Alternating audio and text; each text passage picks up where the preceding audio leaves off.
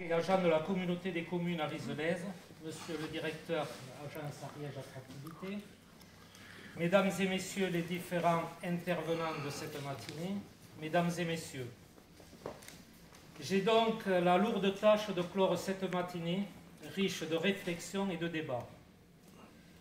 Je laisserai à d'autres plus compétents et plus avisés le soin d'en faire la synthèse. J'interviens ici à double titre comme élu et vice-président de la Comcom arizelaise et comme administrateur de l'agence Ariège Attractivité. À ces deux fonctions, j'ai eu l'insigne honneur de succéder à Jean-Luc Couret. Je dis bien de lui succéder et non pas de le remplacer.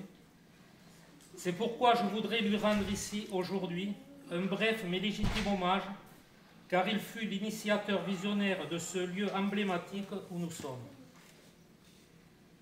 C'est dans le cadre du syndicat mixte arizelaise de coopération transfrontalière que ce tiers-lieu a pu voir le jour. Non pas par enchantement, mais par le travail et la volonté opiniâtre de mon prédécesseur et de son équipe dont faisait partie, entre autres, notre ami Claude Louis, que je tiens à saluer ici. Créé en 2007, le syndicat mixte arizelaise de la coopération transfrontalière fut dissous en 2015 pour être intégré à la nouvelle Comcom arizelaise qui a en récupéré toutes les compétences.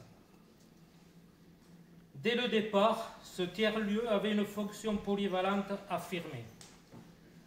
En associant à la fois un espace de coworking, un Fab Lab avec une machine laser dernier cri et un hôtel d'entreprise. Il s'inscrivait également dans une dynamique européenne et transfrontalière avec l'Espagne. Ce faisant, Jean-Luc Couret et toute son équipe ont fait entrer de plein pied notre territoire catalogué comme rural dans la modernité en le dotant d'un outil technologique particulièrement innovant et performant.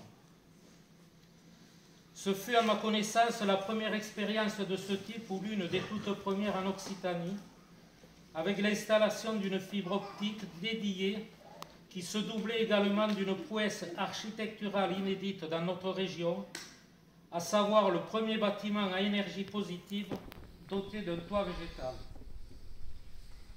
S'il fallait résumer la philosophie politique de Jean-Luc, elle tiendrait en trois mots, ceux de Danton, le célèbre tribun révolutionnaire, de l'audace, encore de l'audace, toujours de l'audace.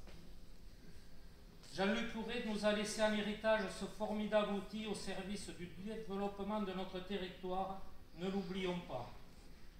Il ne serait pas incongru, me semble-t-il, de le rappeler en ce lieu par une plaque ou toute autre évocation à sa mémoire.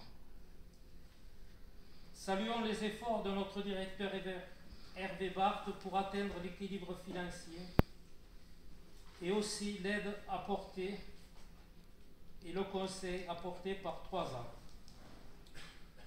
Sachons mieux faire connaître, vivre et développer cet espace de tous les possibles comme une promesse d'avenir. Puissions-nous retrouver au sein de notre Comcom un peu plus d'audace collective pour dynamiser notre territoire grâce à cet atout majeur. Je vous remercie.